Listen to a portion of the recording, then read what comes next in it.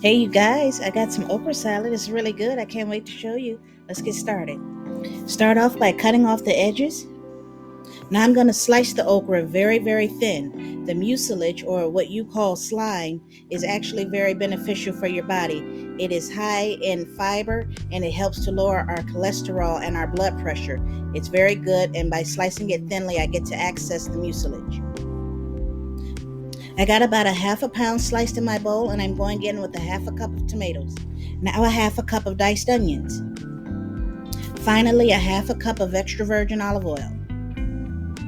Now we're just going to stir her around and allow the mucilage, or what you call slime, to come out. This is how all the old school raw food chefs used to make their okra salad. Again, it's very good for you, and it's actually better for you when you eat it raw. You get to absorb the nutrients and the electrolytes a lot better. So the constant stirring that I'm doing is allowing that mucilage, or that slime, to come out.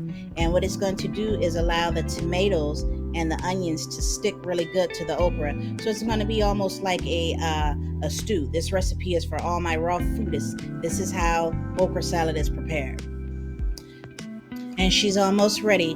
You can add a little bit of pink Himalayan salt to this, black salt, whatever you use, a little bit of raw namashoyu you can add to this. You can also add a little bit of curry powder as well.